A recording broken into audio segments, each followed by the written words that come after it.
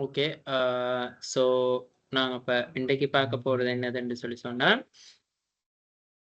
ஆ லாஸ்ட்டா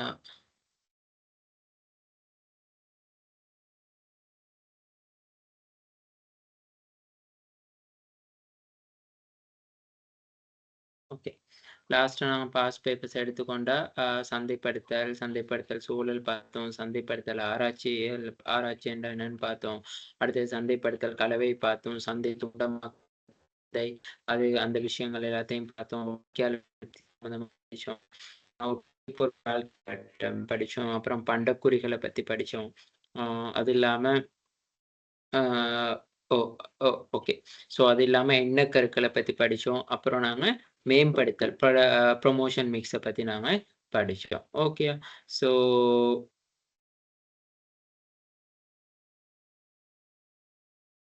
நாங்க கடைசியா வந்து அந்த மேம்படுத்தலை விளம்பரத்திலிருந்து எவ்வாறு வேறுபடுத்துவீன்னா, இந்த மேம்படுத்தலுக்குள்ள தான் விளம்பரம் வருது. விளம்பரம்னு சொல்றது வந்து ஒரு குறுகிய நோக்குல ஆராயப்படுறது. மேம்படுத்தல்னு சொல்லி சொன்னா பரந்த நோக்குல ஆராயப்படுறது. விளம்பரப்படுத்தலுக்கு வந்து செலவு ரொம்ப குறைவா இருக்கும். மேம்படுத்தலுக்கு வந்து அதிக அளவு செலவுகள் இருக்கும். அடுத்தது வந்து மேம்படுத்தல்ல வந்து பல்வேறு முறைகள் வந்து பார்க்குறோம். இப்ப நாங்க படிச்சோம் தனியார் விற்பனை, அந்த விளம்பரம், ஆ மத்தது என்ன? ஆ மக்கள் தொடர்பு, நேரடி சந்தைப்படுத்தல், நிகழ்வுகள், அனுபவங்கள்னு. ஆனா விளம்பரப்படுத்தல்னு சொல்லக்குள்ள அந்த அந்த விளம்பரப்படுத்தல்ங்கிறது வந்து ஒரு சிறிய ஒரு விஷயமா தான் கருதப்படுது. அதுதான் அந்த மேம்படுத்தல்ல இருந்து விளம்பரப்படுத்தல் நாங்க எப்படி வேறுபடுத்துறதுக்கான அ விஷயங்கள்னு சொல்லி நாம பார்த்தோம். அடுத்தது பாருங்க, இணையதளத்தை வடிவமைப்பதில் ஈடுபட்டுள்ள ஒரு சிறிய வணிகத்தின் வந்து மேம்படுத்தல்ன்ற நன்மை. அப்ப நாங்க ஆன்லைன்ல போடுறதால வந்து எல்லாரும் வந்து அடிக்கடி பார்ப்பாங்க. இன்றைய காலகட்டத்தில சமூக வலைதளத்தில தான் கூடிய அளவு இருக்கிறாங்க. அப்படி இருக்கிற சந்தர்ப்பத்தில வந்து இலகுவாக எந்த நேரமும் வந்து எங்களுக்கு தேவையான தகவல்கள் வந்து உடனுக்குடன் பெற்றுக்கொள்ள முடியும். உடனுக்குடன் வழங்க முடியும். அந்த மாரியான விஷயங்கள் தான் நாங்க படிச்சோம். சரியா? ஓகே. அடுத்தது நாங்க இன்னைக்கு பார்க்க போறது என்னதுன்னா, இந்த பங்கீடு. தொழிலுரிமையாளருக்கு அவரின் உற்பத்தி பொருட்களை இறுதி நுகர்வோருக்கு பங்கீடு செய்வதற்கான வழிகள் யாவைன்னு சொல்லி கேட்கிறாங்க. அடுத்தது வந்து சிறிய வியாபாரத்துல வந்து நேரடி, மறைமுக வழிகளுக்கு இடையே உள்ள வேற்றுமைகளை உதாரணங்களுடன் விளக்குகன்னு சொல்லி சொல்றாங்க. ஓகே. இதுவும் பார்த்தாச்சு தானே நாங்க. அ ஓகே, ஓகே. அப்ப நாங்க இதுல இன்றைக்கு பார்க்க போறது வந்து, இந்த பங்கீடுகள்னு சொல்லி சொன்னா என்னதுன்னு சொல்லி தான் நாங்க பார்க்க போறோம். அதாவது வந்து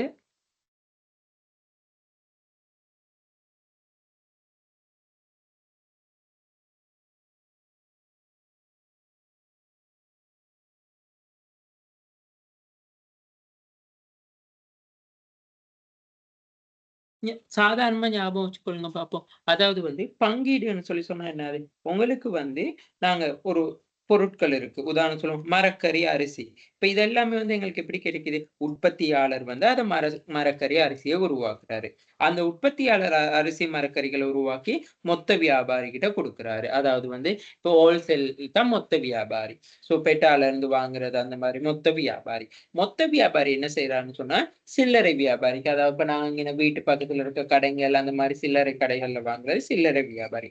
அவங்க மூலமா தான் நாங்க வாங்கிக் கொள்றோம். அதே மாரி மின் உபகரணங்கள எடுத்துக்கோங்க. இந்த ஃபேன் இருக்கலாம், டிவியா இருக்கலாம், ரேடியோ, அயர்ன் பாக்ஸ், அந்த மாரியான மின் உபகரணங்கள். அந்த மின் உபகரணங்கள வந்து நாங்க யாரு? உற்பத்தியாளர். அப்ப உற்பத்தி செய்றாங்க ஒருத்தவங்க. அந்த உற்பத்தி செய்றவங்க மூலமா உற்பத்தியாளர் வந்து முகவருக்கு வந்து வழங்குறது. அதாவது ஏதாவது அந்த மின் உபகரணங்கள வந்து விற்பனை செய்றதுக்கு ஒரு ஏஜென்ட். அந்த ஏஜென்ட் மூலமா வந்து சில்லறை வியாபாரி. அதாவது இப்ப நாங்க அபான்ஸ் அந்த மாரியான அது அங்கத்தான் நாங்க சில்லறை வியாபாரின்னு அங்கன கருதணும். அவங்க மூலமா தான் வந்து இறுதியா நுகர்வோர்கிட்ட வந்து போகுதுன்னு சொல்லலாம். ஓகேயா? அப்ப மின் உபகரணங்கள்னு சொன்னா உற்பத்தியாளர் உருவாக்குறாரு. அது வந்து முகவர். அதாவது வந்து என்ன சொல்றது? நான் பெரிய பெரிய ஏஜென்ட், டீலர் மூலமா வந்து அத வந்து அந்த அபான்ஸ், எல்ஜி அந்த மாரியான கம்பெனிகளுக்கு வந்து அனுப்புறாங்க. அவங்க வந்து நுகர்வோருக்கு அனுப்புறாங்க. அது ஒரு மெத்தட். அடுத்தது பசும்பால் எடுத்துக்கொள்ளுங்க. இப்ப பால் எடுத்துக்கொண்ட யாரு? டைரக்ட்டா எங்களுக்கு உற்பத்தியாளர்ட்ட இருந்து நுகர்வோருக்கு வருது. அதாவது வந்து பசும்பால் உற்பத்தி செஞ்சோம்னா, அவர் வந்து எங்களுக்கு டைரக்ட்டா எங்களுக்கே வந்து கொண்டு வந்து தரக்கூடிய சான்ஸ் இருக்கு. பத்திரிக்கை எடுத்துக்கொள்ளுங்க. பேப்பர்ஸ். அது உற்பத்தியாளர் அதாவது இப்ப என்ன சொல்றது? வீரகேசரி, தினக்குரலோ அந்த பேப்பர்ஸ் வந்து பிரிண்டட் போடுறது ஒருத்தர். அந்த பேப்பர் வந்து எங்களுக்கு ஒரு ஏஜென்ட் மூலமா தான் கிடைக்குது. அதாவது பாருங்க, இப்ப பேப்பர் வந்து ஒவ்வொரு கடைகளுக்கு போடுறவங்க, வீடுகளுக்கெல்லாம் ஒரு ஏஜென்ட் மூலம். அப்ப ஏஜென்ட் மூலமா தான் எங்களுக்கு என்ன செய்யுது? அது கிடைக்குது. அதே மாரி தான் இந்த காப்புறுதி, இன்சூரன்ஸ்ன்னு சொல்ற விஷயமும். அதாவது வந்து காப்புறுதி கம்பெனி வந்து என்ன செய்யுது? இன்சூரன்ஸ் தராங்க. அந்த இன்சூரன்ஸ வந்து ஒரு முகவர் மூலமா தான் நுகர்வோர்கள் பெற்றுக்கொள்றாங்க. அப்ப இதுதான் வந்து பங்கீடுகளுக்கான உதாரணம்னு நாங்க சொல்ல முடியும். அப்போ உங்களுக்கு தெரியணும், ஒரு பங்கீடு அப்படி இல்லாட்டி நாங்க விநியோகம்னு சொல்லுவோம். அதாவது ஒரு உற்பத்தி பொருள் வந்து நுகர்வோரை சென்றடையக்கூடிய செயல்முறைகள குறிக்கிறது தான் வந்து என்னதுன்னு சொல்லி சொன்னா, பங்கீடுன்னு சொல்லி நாம சொல்லுவோம்.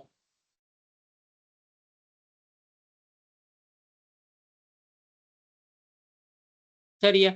ஒரு உற்பத்தி பொருள் வந்து நுகர்வோரை அடைய செய்யும் செயல்முறைய தான் வந்து நாங்க விநியோகம்னு சொல்லி சொல்லுவோம். அது வந்து உற்பத்தி பொருளோட தன்மை, இறுதி நுகர்வோர் அதை கொள்வனவு செய்ய விரும்புற முறை என்பவற்றின் அடிப்படையில தான் என்ன நடக்கும்னு சொல்லி சொன்னா, அந்த இடம்னு சொல்ற விஷயம். நாங்க எங்க அந்த பொருள பெற்றுக்கொள்வோம்னு சொல்லி. எங்களுக்கு வேணும் டைரக்ட்டா நாங்க உற்பத்தியாளர்கிட்டயே எங்களுக்கு பொருளையும் பெற்றுக்கொள்ள முடியும். அப்படி இல்லாட்டி நாங்க மொத்த வியாபாரிகிட்ட டைரக்ட்டாவும் பெற்றுக்கொள்ள முடியும். சில்லறை வியாபாரிகிட்டயும் பெற்றுக்கொள்ள முடியும்.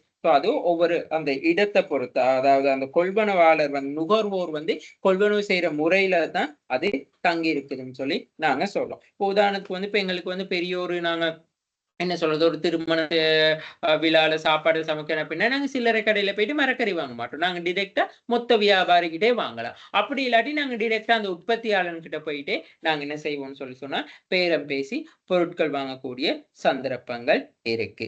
சரியா? அதத்தான் அங்கன மெயினா சொல்றாங்க. அப்போ வந்து பொருள் மற்றும் சேவைய வந்து உற்பத்தியாளர்களிடமிருந்து நுகர்வோரை அடையச் செய்கின்ற செயல்முறை தான் வந்து என்னதுன்னு சொல்லி சொன்னா, விநியோகம்னு சொல்லி சொல்றாங்க. அப்ப இந்த உற்பத்தி இலக்கினை அதாவது வந்து வாடிக்கையாளர்களுக்கு மிக சிறப்பாக அடைய செய்கின்ற செயல்முறையை தான் விநியோகம். அப்ப இந்த விநியோகத்தின் முக்கியத்துவம் என்னதுன்னு சொல்லி பார்ப்போம். அதாவது வந்து இப்ப நாங்க சொல்லுவோம் தானே இப்ப சேனல்ஸ் ஒரு ஒரு கண்டிப்பா நாங்க சேனல்ன்னு சொல்லி படிச்சு தானே ஒரு பொருள் உற்பத்தி செஞ்சு அது நுகர்வோருக்கு சென்றடையக்கூடிய முறையில வந்து அந்த இடைத்தரப்பட்ட இடைத்தரகர் வேலையை செய்றது வந்து அந்த விநியோகம் தான். அப்ப இது ஏன் முக்கியத்துவம்னு சொல்லி சொன்னா, நுகர்வோருக்கு வந்து பல்வேறு உற்பத்திகள நுகர்வதற்கு சந்தர்ப்பம் கிடைக்கும். அதாவது விநியோக சேனல் மூலம். இப்ப எல்லா பொருளையும் வந்து நாங்க டைரக்ட்டா உற்பத்தியாளர்கிட்டயோ, மொத்த வியாபாரிகிட்டயோ வாங்குறது வந்து எங்களுக்கு கஷ்டம். அப்ப இந்த மாரி ஏதாவது ஒரு விநியோக சேனல் மொத்த வியாபாரி மூலம், அ மொத்த வியாபாரி மூலமாகவோ, சில்லறை வியாபாரி மூலமாவோ தான் எங்களுக்கு என்ன நடக்கும்னா பெற்றுக்கொள்ள முடியும்.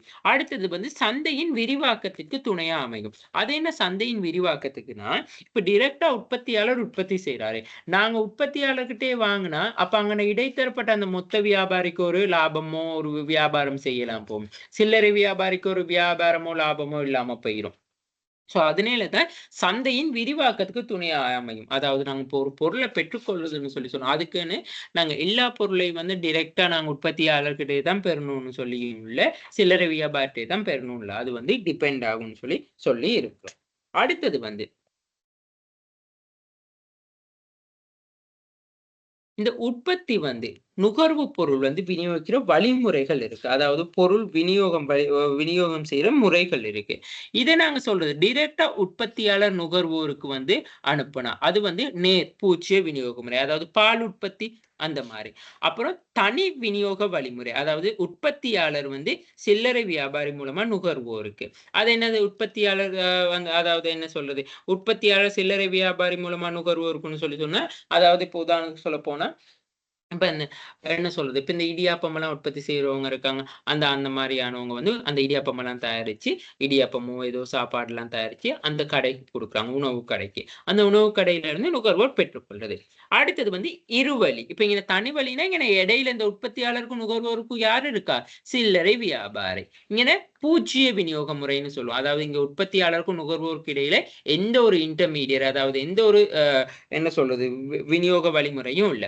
அடுத்தது இருவழி விநியோக முறை. அதாவது வந்து உற்பத்தியாளர் இருக்காரு, மொத்த வியாபாரி. அதாவது நாங்க சொன்ன மாரி என்ன சொல்றோம், அந்த மரக்கறி அரிசியா இருக்கலாம், அந்த மரக்கறி அரிசிகள். அப்ப ஞாபகம் வச்சுக்கொள்ளுங்க. பெட்ரோல தான் நாங்க வந்து ஹோல்சேல்ல எடுப்போம். மொத்த வியாபாரம்னா ஹோல்சேலர்ன்னு சொல்லி நாங்க சொல்லுவோம். இதுதான் இருவழி விநியோக முறைன்னு சொல்லி சொல்றது. அப்ப அந்த மொத்த வியாபாரி வந்து சில்லறை வியாபாரிக்கு வந்து வழங்குறாரு. சில்லறை வியாபாரி வந்து நுகர்வோருக்கு வந்து வழங்குறாரு. ஓகேயா? அடுத்தது வந்து 3 இப்ப இது வந்து உங்களுக்கு நான் எவ்வளவு சரளமா உங்களோட லெவலுக்கு எந்த சரளமா சொல்ல முடியுமோ, அதத்தான் நான் இங்க வந்து சொல்றேன். ஓகேயா?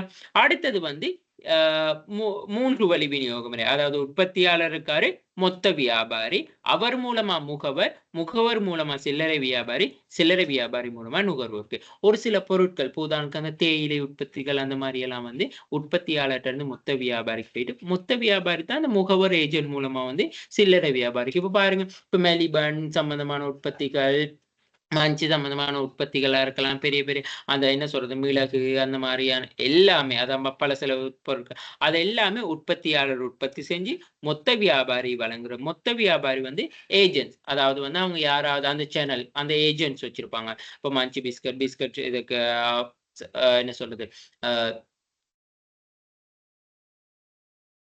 அந்த பிஸ்கட் உற்பத்திகளோ, அப்ப ஏதாவது வந்து ஒரு மெயினா ஒரு ஏஜென்ட் இருப்பாரு. அந்த ஏஜென்ட் மூலமா தான் வந்து என்ன நடக்கும்னா, சில்லறை கடைகளுக்கு வந்து அந்த பொருட்கள் போகும். நாங்க வந்து இறுதியா சில்லறை கடை மூலமா பெற்றுக் கொள்ளப்படுகிறோம். சரியா?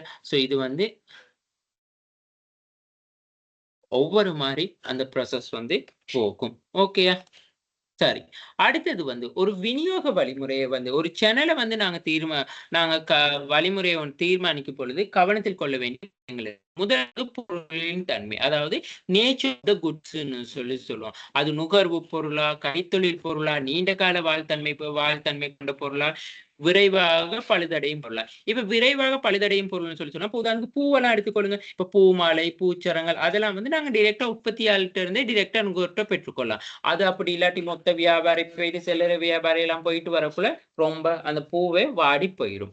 அடுத்த நீண்ட கால வாழ்த்தன்மை கொண்ட பொருட்கள். இப்ப ரெஃப்ரிஜிரேட்டர், ஃப்ரிட்ஜ் அந்த மாரின்னு சொன்னா, அப்படி நாங்க மொத்த வியாபாரி, சில்லறை வியாபாரின்னு சொல்லி ஒரு சேனல்லயே கொண்டு வர முடியும். அடுத்தது நுகர்வு பொருள். நாம் இப்ப அன்றாடம் நுகர்வு செய்ற பொருட்களுக்கு. இப்ப உதாரணம் பாருங்க, அன்னை இப்ப இடியப்பம், தோசை, பிட்டு அதெல்லாம் வந்து இப்ப நாங்க மொத்த வியாபாரி போயிட்டு சில்லறை வியாபாரி அப்படி வர இயலுமா? இல்ல. டைரக்ட்டா அந்த உற்பத்தியாளரே சில்லறை வியாபாரி குடுப்பாரு. சில்லறை வியாபாரி எங்களுக்கு விற்பனை செய்வாங்க. அப்படி இல்லாட்டி டைரக்ட்டா அந்த உற்பத்தியாளரே வந்து எங்களுக்கு விற்கக்கூடிய சான்ஸ் இருக்கு. சந்தையின் தன்மை. அதாவது வந்து இப்ப பெரிய பெரிய அளவு மார்க்கெட்டா இருந்தா வந்து இப்ப அதாவது வந்து இப்ப உதாரணத்துக்கு சொல்லுவோமே, இப்ப கொழும்புல இப்ப நாங்க வந்து மரக்கறி. இப்ப நுவர்லியால உற்பத்தி செய்ற மரக்கறி வந்து எங்களுக்கு டைரக்ட்டா நுவர்லியால போயிட்டு வாங்க முடியுமா? இல்ல. அப்ப நுவர்லியால இருந்து ஒரு மொத்த வியாபாரி அங்கருந்து மரக்கறி எல்லாம் பெற்றுக்கொண்டு, அத பெட்டாவுக்கு வந்து பெட்டால இருந்து அந்த திரும்ப அகைன் என்ன செய்வார்ன்னா, அந்த சில்லறை வியாபாரிகள் வந்து வாங்கிக் கொண்டு போவாங்க. அவங்க மூலமா நாங்க பெற்றுக்கொள்றது. அப்ப அது சந்தையின் தன்மைய பொறுத்து மாறுபடும். கேள்வியின் தன்மை. அதாவது வந்து ஒரு பொருளுக்கு வந்து தொடர்ச்சியான கேள்வி. கன்டினியூஸா அதாவது நுகர்வு பொருட்கள்லாம் ரொம்ப கன்டினியூஸா கேள்வி இருக்கும். பருவகால கேள்வின்னு சொல்லி சொன்னா, உதாரணத்துக்கு நான் சொல்லப் போனா, அதாவது பாருங்க, அந்த இனிப்பு, தின்பண்டங்கள், பலகாரங்கள் அதெல்லாம் வந்து நிவ் இயர் டைம்ல மட்டும். இப்ப கிறிஸ்மஸ் ட்ரீ எல்லாம் வந்து அந்த நிவ் இயர் டைம்ல மட்டும் சேல் ஆகுறது கூடயா இருக்கும். அதுதான் பருவகால கேள்வின்னு சொல்லி சொல்றது. ஓகே. அந்த மாதிரியான விஷயம். அடுத்தது இப்ப பொங்கல் டைம்ல தான் பொங்கல் பானைக்கு, கரும்புக்கு அதுக்கெல்லாம் தோரணம் அந்த மாதிரியான விஷயத்துக்கெல்லாம் அதிக அளவு டிமாண்ட் இருக்கும். அடுத்தது வந்து போட்டியாளர்களின் விநியோக வழிமுறைகள். அதாவது காம்படிட்டர்ஸ் வந்து என்னென்ன அதாவது சேனலிங் மெத்தட்ஸ வந்து ஃபாலோ பண்றாங்க. அதாவது ஏனைய போட்டியாளர்கள் வந்து அந்த பொருளை விநியோகிக்க பயன்படுத்தப்படுகின்ற விநியோக வழிமுறைகள். இப்போ உதாரணத்துக்கு இப்ப இன்சூரன்ஸ் எடுத்துக்கொண்டா ஒரு சில இன்சூரன்ஸ் கம்பெனி ஏஜென்ட் புரோக்கர் மூலமா, அப்படி இல்லாட்டி பேங்க் மூலமா இன்சூரன்ஸ விற்பனை செய்வாங்க. ஸோ அப்படி லீசிங் கம்பெனிகள் மூலமா இன்சூரன்ஸ விற்பனை செய்வாங்க. அப்படி இல்லாட்டி டைரக்ட்டா கூட விற்பனை செய்வாங்க. அப்போ ஒவ்வொரு இன்சூரன்ஸ் கம்பெனி ஒவ்வொரு மாரி காணப்படும். ஓகே. இப்போ கிரெடிட் கார்டுன்னு கூட பாருங்க, இப்ப ஆரம்பத்துல கிரெடிட் கார்ட்னா நாங்க பேங்க்குக்கு போயிட்டு ரிக்வெஸ்ட் பண்ணுவோம். இப்ப அப்படி இல்ல. அந்த ஸ்டாஃப்பே வந்து கிரெடிட் கார்ட வந்து வீடுகளுக்கு வந்தோ, ஆபீஸ்களுக்கு வந்தோ தேவைன்னு சொன்னா, அத அந்த ப்ராசஸ் செஞ்சு கொண்டு போறாங்க. அடுத்தது உற்பத்தியாளரின் பலம். அப்ப அதாவது இந்த உற்பத்தி செய்றவர் வந்து நாங்க என்ன செய்வோம்ன்னு சொன்னா, அவருக்கு வந்து ஃபைனான்ஷியலா ஒரு நல்ல ஒரு ஸ்ட்ரென்த் இருக்குதா? அப்படி இல்லாட்டி அவருக்கு வந்து ஸ்டோரேஜ் பண்ணக்கூடிய ஸ் அ ஸ்ட் அ சி சிட்யூவேஷன் இருக்குதா? அவருக்கான அந்த உற்பத்திகளை மேற்கொள்வதற்கு ஊழியர்கள் காணப்படுறாங்களா? போக்குவரத்து வசதி காணப்படுதா? இந்த மாரியான விஷயங்கள்லாம் கன்சிடர் பண்ணி தான் நாங்க என்ன செய்வோம்ன்னு சொன்னா, பொருத்தமான விநியோக வழிமுறைகள வந்து நாங்க என்ன செய்வோம்ன்னு சொல்லி சொன்னா, தீர்மானிச்சு கொள்ளுவோம்.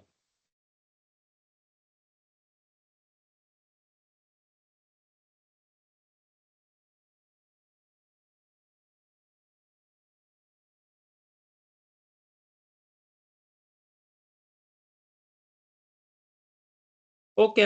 ஸோ இதுதான் வந்து உங்களுக்கு வந்து பேசிக்கா அந்த விநியோக வழிமுறைகள வந்து சொல்ல வேண்டிய விஷயமா இருக்கு. அப்ப பாருங்க எனக்கு கேட்டுருக்காங்க.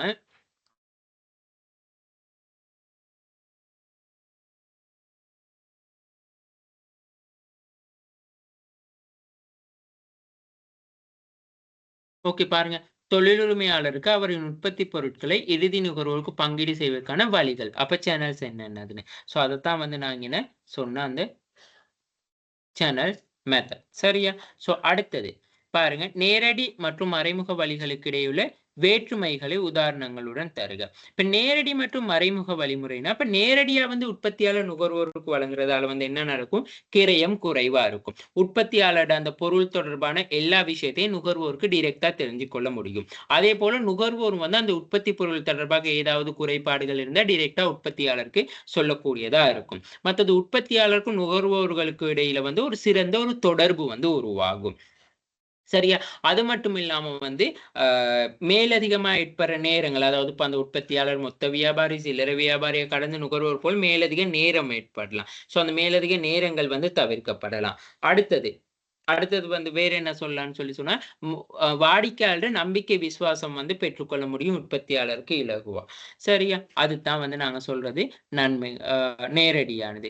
மறைமுகமா வந்து என்னதுன்னு சொன்னா, இப்ப நாங்க ஒரு சில்லறை வியாபாரியோ, அப்படி இல்லாட்டி மொத்த வியாபாரியோ, முகவரோ இதாக்குறோம். ஸோ அப்படி இருக்கக்குள்ள வந்து அவங்களுக்கான காஸ்ட் வந்து கூடுதலாகும். அதாவது இப்ப நாங்க மொத்த வியாபாரிக்கு ஒரு கமிஷன் குடுக்கணும், சில்லறை வியாபாரிக்கு ஒரு கமிஷன் குடுக்கணும். இப்ப அது எல்லாரும் கமிஷன் வச்சு வாங்கக்குள்ள நுகர்வோருக்கு அந்த இறுதி பொருள் வந்து கிடைக்கக்குள்ள ஒரு ஹை காஸ்ட்ல தான் போகும். சாதாரண ஒரு காஸ்ட்ல வந்து போகும். ஓகேயா?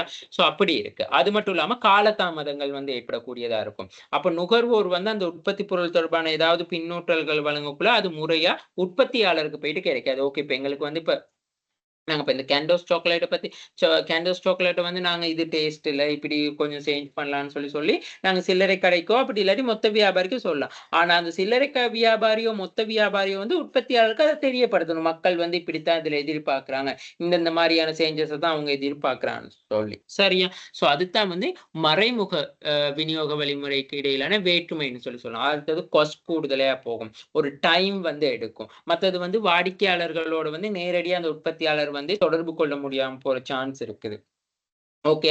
சம்டைம்ஸ் வந்து இந்த மொத்த வியாபாரி, சில்லறை வியாபாரி குறித்த உற்பத்தியாளர் பொருள வந்து சரியா விற்பனை செய்யாம கூட போலாம். இப்ப உதாரணத்துக்கு, இப்ப நாங்க இப்ப ஒரு இப்போ சொல்லுவோமே, இப்ப மிளகாய் தூள் எடுத்துக்கொள்வோமே. இப்ப அந்த மிளகாய் தூள் வந்து நார்மல் மிளகாய் தூள் இருக்கு, விஜயா மிளகாய் தூள்னு அப்படி நெறைய இருக்கு. சரியா? ஸோ அப்படி இருக்கக்குள்ள வந்து, இப்ப அவர் வந்து மொத்த வியாபாரி கண்டிப்பா நாங்க வந்து எங்கள்ட்ட வந்து விஜயா மிளகாய் தூளா விற்பனை செய்வார்ன்னு சொல்லி எங்களுக்கு தெரியாது. ஏன்னு சொன்னா அவர்ட்ட 2, 3 பேர் வந்து 2, 3 பிராண்ட்ல வந்து மிளகாய் தூள் இருக்கலாம். ஸோ அவர் சரியா அந்த உற்பத்தியாளர் எந்த உற்பத்தியாளர்ட பொருள அதிக அளவு விற்பனை செய்றான்னு சொல்லிலாம் எங்களுக்கு சரியா ஐடென்டிஃபை பண்ணிக்கொள்ள முடியாது. ஸோ அந்த மாரியான சிட்யூவேஷன்ஸ் எல்லாமே காணப்படுது.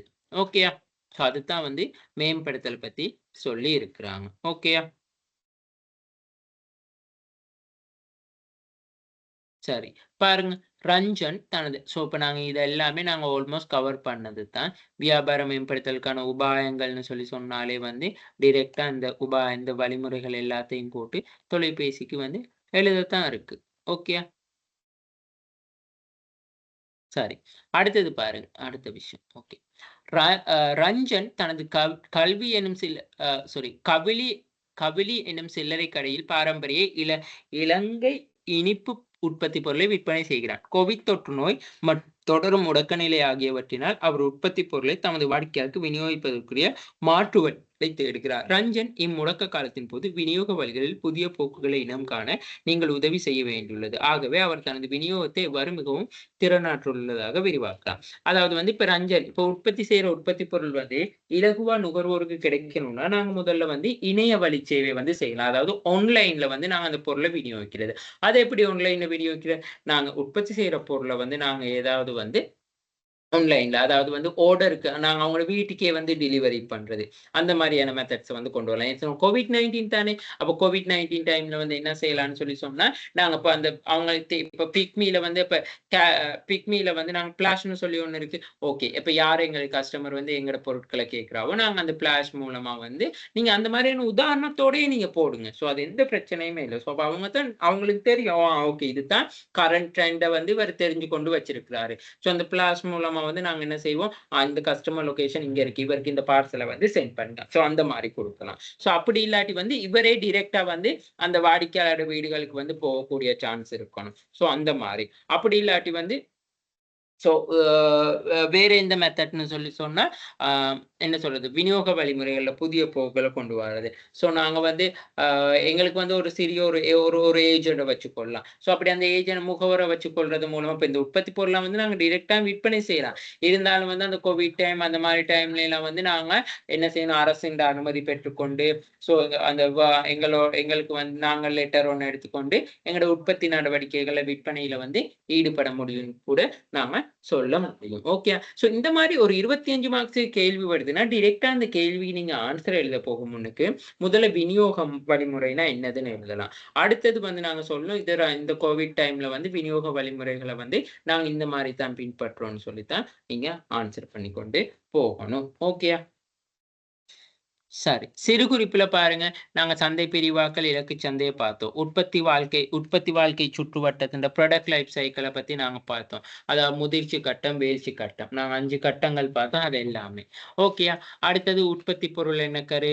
சந்தைப்படுத்தலில் இணையதளத்தின் முக்கியத்துவம். அப்ப சந்தைப்படுத்தலின் இணையதளத்தின் முக்கியத்துவம்னு சொல்லி சொன்னா, நாங்க ஒரு பொருள சந்தைப்படுத்துறதால வந்து எங்களுக்கு வந்து இணையதளம் வந்து எவ்வளவு தூரத்துக்கு முக்கியத்துவம் பெறுதுன்னு சொல்லி கேட்டிருக்காங்க. 1 மினிட்.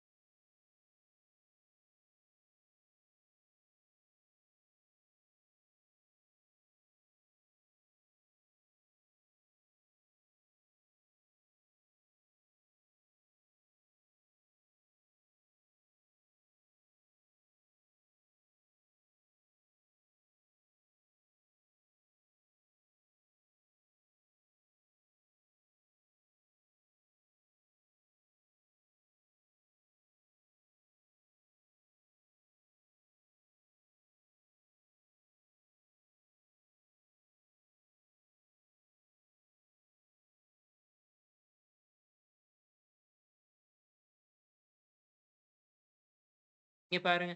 இணைய வணிகத்தின் வந்து நன்மைகள். என்கிட்ட கொஸ்டின் வந்து என்ன கேட்டிருக்காங்க? அதாவது வந்து ஆ என்னது? சந்தைப்படுத்தலில் இணையத்தின் முக்கியத்துவம். அப்ப சந்தைப்படுத்தல் இணையத்தின் முக்கியத்துவம்னா என்னது? அதாவது வந்து இணைய வழிமுறையில வந்து சந்தைப்படுத்த உள்நாட்டுல மட்டுமல்லாது, வெளிநாட்டுல எங்களுக்கு வாடிக்கையாளர வந்து பெற்றுக்கொள்ளக்கூடியதா இருக்கும். அப்ப நிறுவனத்துல ஏற்படுற வியாபாரம் சார்ந்த செலவுகள் வந்து அப்ப அதாவது இப்ப நாங்க ஆன்லைன் மூலமா செய்யக்குள்ள வந்து எங்களுக்கு டிரெக்ட்டா நாங்க ஒரு கஸ்டமர வந்து அந்த இடத்துக்கான செலவா இருக்கலாம். கஸ்டமர் போறதுக்கான செலவுகள், அப்படியே அடிக்கடி செலவுகள் ஏற்படும். ஸோ அதெல்லாம் ரொம்ப குறைக்கக்கூடியதா இருக்கும் இந்த ஆன்லைன் பிசினஸ் மூலம். அடுத்தது வந்து நடுவர்களின் செயற்பாடுகளை தவிர்க்க வேண்டியதால் நிறுவனத்துக்கு சரியான விலை அமைக்க முடியுது. அதாவது நடுவர்கள்னு சொன்னா இடை நடுவர்கள். இப்ப நாங்க சொன்னோம் இன்டர்மீடியேட். இப்போ ஆன்லைன்லனா நாங்க எங்களுக்கு யாரும் இன்டர்மீடியேட் தேவையில்ல. கஸ்டமர் டைரக்ட்டா எங்களுக்கே கான்டாக்ட் பண்ணுவாரு. நாங்க அவங்களுக்கு டைரக்ட்டா பொருள குறைவான விலையிலே குடுக்கக்கூடியதா இருக்கும். விற்பனை லாபம் அதிகரித்தல். அதாவது வந்து இப்ப எங்களுக்கு லாபம் அதிகரிக்குதுன்னு சொன்னா, இப்ப அந்த தேவையில்லாத காஸ்ட் எல்லாம் குறையும். அந்த ஒரு கடை செய்யறதுன்னா, அந்த கடைக்கான இடம் தேவை, அப்புறம் ஊழியர்கள் தேவை, அந்த மாதிரியான செலவுகள் எல்லாம் முடியுமான்னு மட்டும் குறைச்சு கொள்ள முடியும். பாருங்க, வியாபாரத்தை மேற்கொள்ள சிறிய இடப்பரப்பு. அப்படி ஆன்லைன் பிசினஸ் ஓகே நாங்க என்ன ஒரு லேப்டாப் மட்டும் தேவை லேப்டாப். அப்படி நாங்க சாமான் எதுவும் கொண்டு போய் இதாக்குறதுக்காக ஸ்டோரேஜ்க்கு ஒரு சின்ன ஸ்பேஸ் அந்த மாதிரி தான் தேவை. விரைவான தகவல் பரிமாற்றம். அதாவது பாருங்க, இப்ப ஏதாவது கஸ்டமர் அந்த பொருள பத்தி ஃபீட்பேக் சொல்லணும்னா டக்குனு சொல்ல முடியும். ஸோ அது விரைவான எங்களுக்கு அப்டேட் கிடைச்சு கொண்டு இருக்கும். தொழில்நுட்ப சாதனங்கள் மூலம் வந்து வியாபாரம் செயற்பாடுகள் நிகழக்கூடியதா இருக்கும். அதாவது வந்து என்ன சொல்றது? இலகுவா வந்து அ கம்ப்யூட்டரோ, லேப்டாப்போ, ஃபோனோ இருந்தாலே வந்து இந்த ஆன்லைன் பிசினஸ் எல்லாம் பாருங்க. இப்ப நாங்க ஏதாவது பிசினஸ் பண்றோம்னா, அத ஸ்டேட்டஸ் போடுறோம். அப்ப யாராவது தெரிஞ்சவங்க ஓகே அந்த பொருள் வேணும்னா எங்களுக்கு வாட்ஸ்அப் பண்ணுவாங்க. ஓகே நாங்க அந்த பொருள வாங்கியாச்சு. அவர்ட்ட வீட்டு அட்ரஸ்க்கு வந்து அவர் சொல்ற அட்ரஸ்க்கு வந்து சென்ட் பண்ணியாச்சு. That's all. அவ்வளவுதான் நடக்குது. ஸோ அதாவது டாக்குமெண்ட்ரி ரொம்ப குறைவா இருக்கும். ஸோ அதுதான் வந்து மெயினா அந்த இணைய வணிகத்தின் மூலம் வந்து காணப்படுகின்ற நன்மைகள்னு சொல்றோம். சரியா? இணைய வணிகம்னு சொன்னா என்ன சொல்றாங்கன்னு சந்தைப்படுத்தல். அதாவது இணைய சந்தைப்படுத்தல், வணிகம், வர்த்தகம்னாலும் எல்லாமே ஒண்ணுதான். அதாவது வந்து அதுல மெயினா என்ன சொல்றாங்கன்னு சொன்னா ஆ சந்தைப்படுத்தல் அப்ப சந்தைப்படுத்தல் இணையத்தின்ட அதாவது இலங்கை போன்று வளர்ச்சி அடைந்து வர நாடுகள்ல வந்து இணைய வழியின சரியா செயற்படுத்தணும். சரியா? அப்ப சரியா செயற்படுத்தும் பொழுது வந்து வாடிக்கையாளர்களுக்கு வணிக செயற்பாடு ஈடும்போது வணிகர், வாடிக்கையாளர், சமூகம் ஆகிய எல்லா தரப்பினர்களுக்கும் வந்து நன்மை அடையக்கூடியதா இருக்கும்னு சொல்ல முடியும். சரியா? சரி. அடுத்த கொஸ்டின். இதெல்லாம் உற்பத்தி பொருள், வாழ்க்கை வட்டமெல்லாம் நாங்க பார்த்தது. நிலைநிறுத்தல் என்ன பொசிஷனிங்க தான் சொல்றாங்க. அதெல்லாம் ஆல்ரெடி நாங்க படிச்சுட்டோம். இதுலயும் இலக்கு சந்தை, தேவை, விருப்பம், கேள்வினா என்னதுன்னு படிச்சோம். மேம்படுத்தலும், விளம்பரப்படுத்தலையும் பத்தி நாங்க டிஸ்கஷன் பண்ணிட்டோம். விற்பனை, சந்தைப்படுத்தல் கோட்பாடுலாம் டிஸ்கஸ் பண்ணியாச்சு. பச்சை சந்தைப்படுத்தல், கிரீன் மார்க்கெட்டிங். அதாவது கிரீன் மார்க்கெட்டிங்ன்னு சொன்னாலே என்ன சொல்றாங்கன்னு சொன்னா, ஒரு பொருள வந்து ஒரு மார்க்கெட்க்கு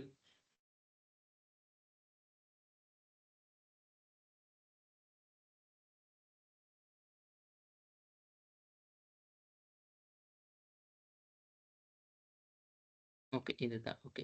அதாவது வந்து ஒரு பொருள வந்து நாங்க சந்தைக்கு சமர்ப்பிக்கும் பொழுது வந்து என்ன செய்யணும்னு சொன்னா, சூழலுக்கு வந்து நேயமான முறையில வந்து நாங்க அந்த பொருள வந்து உற்பத்தி செஞ்சு விநியோகம் செய்றது தான் ப பச்சை சந்தைப்படுத்தல்னு சொல்லுவோம். உதாரணத்துக்கு பாருங்க, பிளாஸ்டிக் பாவனையெல்லாம் குறைக்க வந்து இப்ப யோகர்ட்ஸ்லாம் வந்து என்ன செய்றாங்க, அந்த மரத்துல செய்யப்பட்ட கரண்டிகள். பாருங்க அந்த மைலோலாம் வந்து பேப்பர்ல வந்து ஸ்ட்ரோ செய்றாங்க.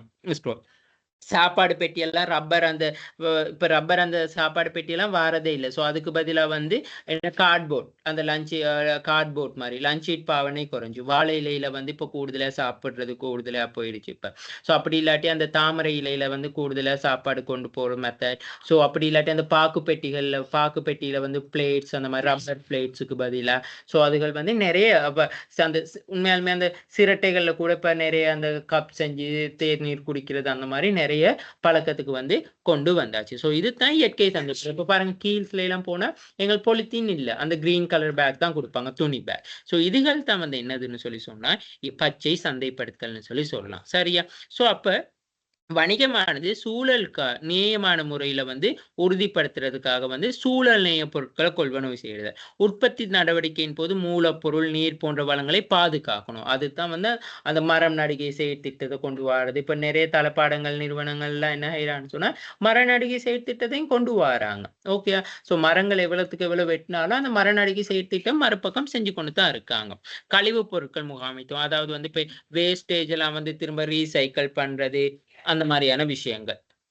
சூழல் நேய போக்குவரத்து முறைகள். அதாவது கூடுதலா வந்து இப்ப பெட்ரோல், டீசல் வெஹிக்கிள விட எலக்ட்ரிக்கல் வெஹிக்கிள் கொண்டு வராங்க. அதாவது வந்து அந்த புகை அந்த மாரியெல்லாம் இல்லாத அப்படி. அடுத்தது வந்து என்ன சொல்றது? அந்த நீர், காற்று, மண் போன்ற மாசடைதல் குறைதல். அதாவது வந்து என்ன சொல்றது? அந்த தொழிற்சாலைகள்ல கழிவுகள முறைவழி போக்கினூடாக அனுப்புறது, அந்த மாரியான விஷயங்கள் எல்லாமே வந்து செய்றாங்க. இதுதான் வந்து என்னதுன்னா, சூழல் நேய பொருட்கள். பாருங்க, சூழல் சட்ட திட்டங்களுக்கு அமைய கடமையாற்றுறது. இந்த மாரியான விஷயங்கள் எல்லாமே. இந்த சூரிய சக்தி போன்ற சூழலுக்கு தீங்கிழைக்காத வழி சக்திகள், கூடுதலா வந்து என்ன சொல்றது? நாங்க அந்த அ சோலோ பவர் கொண்டு வாரது, அந்த மாரி. சூழலை நேசிக்கும் அல்லது கருமங்களின் போது சா அதாவது வந்து என்ன சொல்றது? அந்த CSR ப்ராஜெக்ட் செய்றது. இது எல்லாமே வந்து அந்த சூழலுக்கு நேயமான முறையில வந்து வணிகங்கள் வந்து செயற்படுறதுக்கான உதாரணங்கள். அதுதான் வந்து பச்சை சந்தைப்படுத்தல்னு சொல்லி நாங்க நார்மலா சொல்லுவோம். அடுத்ததும் பாருங்க, தேவை, விருப்பம் படிச்சாச்சு. உற்பத்தி வாழ்க்கை வட்டம், விற்பனை மேம்படுத்தல், வணிக சின்னம் பொருத்தல், நிலைநிறுத்தல். சரியா? அடுத்தது உற்பத்தி வாழ்க்கை வட்டம், சந்தை ஆய்வு, சமூக ரீதியான சந்தைப்படுத்தல், அதுகள் எல்லாமே படிச்சோம். உற்பத்தி கோட்பாடு, பசுமை சந்தைப்படுத்தல், சந்தைப்படுத்தல் ஆய்வு, இது எல்லாமே ஆல்ரெடி நாங்க படிச்ச விஷயங்கள் தான். பசுமை சந்தைப்படுத்தல்னாலும் இந்த கிரீன் புரொடக்ஷன், அதாவது பச்சை சந்தைப்படுத்தல தான் பசுமை சந்தைப்படுத்தல்னு சொல்லி சொல்றாங்க. அடுத்தது விலை வேறாக்கும் உபாயம். இத வந்து நாங்க சொல்றது வந்து பிரைஸ் டிஃபரன்ஷியேஷன் ஸ்ட்ராட்டஜின்னு சொல்லி. அப்ப நாங்க அத மட்டும் பார்ப்போம் இதுல. அதாவது வந்து விலை. விலைன்னு சொல்லி சொன்னாலே வந்து, அதாவது வந்து ஏதேனும் ஒரு பொருள் அல்லது சேவையை வந்து பெற்றுக்கொள்றதுக்காக வந்து கொள்வனவாளர்னால் வந்து விற்பனையாளருக்கு செலுத்தப்படுகின்ற ஒரு பண ரீதியான பெறுமதியைத்தான் விலைன்னு சொல்லி சொல்லுவோம். அப்ப பொருள் அல்லது சேவையை பெற்றுக்கொள்றது அல்லது பயன்படுத்துவதன் மூலம் வந்து நுகர்வோர் பெற்றுக்கொள்ளும் அனுகூலங்கள், திருப்தி என்பவற்றுக்காக வந்து பரிமாற்றம் செய்ய விரும்புகின்ற ஒரு பெருமானமா தான் என்ன நடக்குதுன்னா விலை. ஓகே, நாங்க எந்த ஒரு பொருள் வாங்கினாலும் அந்த பொருளுக்கு ஒரு விலை கண்டிப்பா காணப்படும். விலையானது பல்வேறு பெயரால் அழைக்கப்படும். வாடகை. வீட்ல வந்து ரெண்ட் அவுட் இருந்தா வாடகை. வரி கட்டணம். அதாவது வந்து அரசுக்கு நாங்க செலுத்தப்படுறது. வட்டி. கடனா கொடுத்தா எங்களுக்கு வட்டி. தவணை கட்டணம். அதாவது இப்ப நாங்க ரெஃப்ரிஜிரேட்டர் அந்த மாரி ஏதாவது வாங்கும் பொழுது தவணை கட்டணம். சம்பளம். நாங்க செய்ற தொழிலுக்கு கிடைக்கக்கூடிய சம்பளம். அப்ப விலை வந்து அந்த சிட்யூவேஷன பொறுத்து, சம்பளத்த பொறுத்து சாரி சிட்யூவேஷன பொறுத்து அந்த வ ஃப என்ன பண்ப பொறுத்து மாறும்னு சொல்லி சொல்றோம். அடுத்தது வந்து கொள்வனவாளர்கள் வந்து பொருள கொள்வனவு செய்யும்போது கருத்தில் கொள்ளப்படுகின்ற பிரதான மிக மெயினான விஷயம் என்னதுன்னு சொன்னா, இந்த விலை. நாங்களே பார்ப்போம் என்னது, என்னதான் நல்ல ட்ரெஸ்ஸா இருந்தாலும், நல்ல கடையில நாங்க சாப்பிட்டாலும் முதல்ல பார்க்கிறது என்னது? பிரைஸ். ஓகே, பிரைஸ் ரீசனபிளா? எங்களுக்கு பிரைஸ் ஓகேயா? அதுக்கு பிறகு தான் நாங்க என்ன செய்வோம்னு சொல்லி சொன்னா, ஓகே, நாங்க இங்க சாப்பாடுவோம், இங்கே சாமான் வாங்குவோம்னு சொல்லி டிசிஷன் எடுப்போம். அப்ப இந்த சந்தைப்படுத்தல் கலவைக்குள்ள வந்து வருமானத்தை பெற்றுக் கொடுக்கும் மாரி நாங்க படிச்சோம். மார்க்கெட்டிங் மிக்ஸ்ல வந்து பிரைஸ்ன்னு சொல்லி ப்ராடக்ட், பிரைஸ், பிளேஸ், ப்ரமோஷன்ல அதுல பிரைஸ்ன்னு சொல்றது இதத்தான் சொல்றாங்க. அப்ப எல்லாத்த விட நாங்க என்ன செய்வோம்னு சொன்னா, கிரயம் மூலம் ஒரு பொருள் வந்து விலை தீர்மானிக்கப்படுறது வந்து கிரயத்தின் மூலம். அதாவது இந்த பொருள் செய்யறதுக்கு, இந்த பொருள உருவாக்குறதுக்கு இவ்வளவு காஸ்ட் போகுதுன்னு சொல்லி. ஓகேயா? இதுக்காமே வந்து நாங்க விலைய தீர்மானிக்கும் பொழுது வந்து கண்டிப்பா என்ன செய்யணும்னு சொல்லி சொன்னா, அதிக அளவு கவனம் செலுத்தணும். அதாவது வந்து ஒரு பொருளுக்கு நாங்க விலைய தீர்மானிக்கக்குள்ள வந்து போட்டியாளர்கள விட நாங்க கூடுதலா விலை வைக்க முடியாது. குறைந்த அளவிலயும் விலை வைக்க முடியாது. விலை வந்து ஒரு ரீசனபிளானதா இருக்கணும். எல்லா விஷயத்தையும் வந்து அதுக்காக வந்து நாங்க விலை வைக்கிறதால நட்டம் அடையவும் இயலாது. ஸோ ஒவ்வொரு ஒரு கோணத்துல வந்து என்ன செய்யணும்னு சொல்லி சொன்னா, நாங்க பார்க்கணும். அடுத்தது விலை வந்து குறித்திருக்க நோக்கம். அதாவது சந்தையில நிலைத்து நிற்க. இப்ப நாங்க வந்து எல்லாரும் பிரைஸ் வந்து அதுக்குன்னு எல்லார விட பிரைஸ குறைவா வச்சா எங்களால சந்தையில நீண்ட காலத்துல நிலைத்து நிற்க முடியுமா? முடியாது. சம லாபத்தை, அதாவது லாபத்தை உச்சப்படுத்த நாங்க என்ன செய்யணும்? பிரைஸ வந்து நாங்க கண்டிப்பா அதுக்கு நியமிக்கணும். அப்போ ஒரு பொருள் இந்த பிரைஸ்ல தான் இருக்கும். ஓகே, நாங்க சொல்லுவோம் தானே, ஓகே இந்த இந்த டைம்ல வந்து இவ்வளவு பிரைஸ்க்கு உங்களுக்கு சீப்பா ரீசனபிளான பிரைஸா தான் இருக்கு அப்படின்னு சொல்றது. சந்தை பங்கை உச்சப்படுத்த. அதாவது வந்து இப்ப நாங்க நாங்க அந்த மார்க்கெட்ட வந்து எங்களை தக்க வச்சு கொள்றதுக்காக, அங்க பொருள் வந்து விற்பனை செஞ்சு, அதன் மூலம் வர லாபத்து மூலமா நாங்க இன்னும் திரும்ப வணிகத்த வந்து விஸ்தரிக்க முடியும். அடுத்தது வந்து சந்தையின் சாரத்தை உறிஞ்சிக்கொள்ள. அதாவது வந்து இப்ப நாங்க மார்க்கெட்லாம் பிடிச்சுக்கொள்ள. இப்ப நாங்க ஒரு பொருளுக்கு விலை, ஒரு சேவைக்கு விலை நிர்ணயிப்பதன் மூலமா, அதன் மூலமா லாபம் வர நாங்க திரும்ப புது நிறுவனங்களா உருவாக்கி கொண்டு போறது. உற்பத்தி பொருள் தரத்தின் தலைமைத்துவம். இப்ப நாங்க ஒரு பொருள் வந்து சில நேரம் பாருங்க, விலை குறைவா இருந்தா நாங்க யோசிப்போம், ஐயோ! இந்த பொருள் குவாலிட்டி இல்லையோ! அப்படின்னு. ஒரு பொருளுக்கு விலை சரியானதா இருந்தா, ஓகே. இந்த ஸ்டாண்டர்டான பிரைஸ்ல இருக்கு. அப்ப வாங்குவோம்ன்னு சொல்லுவோம். அந்த மாரி. விலை குறிக்கும் பொழுது, ஒரு பொருளுக்கு நாங்க விலைய குறிக்கும் பொழுது வந்து கண்டிப்பா என்ன செய்யணும்னு சொன்னா, விலைய வந்து குறிக்கும் பொழுது வந்து என்ன செய்யணும்னு சொன்னா, அந்த பொருளுக்கான கிரயம். அந்த பொருள உற்பத்தி செய்றதுக்கு எவ்வளோ காஸ்ட் போகும்னு பார்க்கணும். போட்டியாளர்கள், காம்படிட்டர்ஸ்ட விலை வந்து எப்படி இருக்குன்னு சொல்லி பார்க்கணும். அடுத்தது அந்த பொருளுக்கான டிமாண்ட் எப்படி? இப்போ கோவிட் டைம்லலாம் வந்து மாஸ்க்லாம் நாங்க 5, 10 ரூபாய்க்கு வாங்குனது, கோவிட் டைம்லலாம் வந்து மாஸ்க்லாம் கிட்டத்தட்ட 300, 400 போணுச்சு. அப்ப அந்த டிமாண்ட பொறுத்து விலை மாறுபடும். அப்ப கிரயம், போட்டியாளர்களின் விலை, வாடிக்கையாளர் கேள்வி எனும் 3 காரணிகளால தான் வந்து விலை வந்து தீர்மானிக்கப்படுது. அது இல்லாம வேறு சில காரணிகளாலயும் தீர்மானிக்கப்படலாம். அதாவது கவர்ன்மெண்ட் வந்து டேக்ஸ் கூட்டிட்டாங்கன்னு சொல்லி சொன்னா, நாங்க பொருளோட விலையெல்லாம் கூட்டுவோம். ஸோ அந்த மாரி வேரியபிள்ஸா காணப்படுது. ஓகே. ஸோ ஓவராலா உங்களுக்கு ESBMல வந்து நான் மார்க்கெட்டிங் பேப்பர்ஸ் எனக்கு தந்த அனலைஸ் பண்ணி குடுத்த பேப்பர்ஸ் எல்லாமே வந்து நான் கவர் பண்ணி குடுத்துட்டேன். ஓகேயா? ஸோ ஸோ ஆல்மோஸ்ட் வந்து எல்லாமே வந்து ஃபுல் அண்ட் ஃபுல்லா வந்து கவர் ஆகித்தான் இருக்கு. ஓகே. ஸோ ஏதாவது உங்களுக்கு டவுட்ன்னு சொல்லி சொன்னா, நீங்க வந்து கண்டிப்பா எனக்கு வந்து என்ட்ட நம்பர் இருக்கும். ஸோ என்ட நம்பர் நோட் 7114865254 நோட் 7148652554 சரியா? ஸோ அந்த நம்பருக்கு வந்து நீங்க கால் பண்ணி எனி டைம் என்ன செய்யலாம்ன்னு சொல்லி சொன்னா, நீங்க எந்த டவுட் இருந்தாலுமே வந்து தெரிஞ்சு கொள்ள முடியும். Okay. Okay. Thank you so much.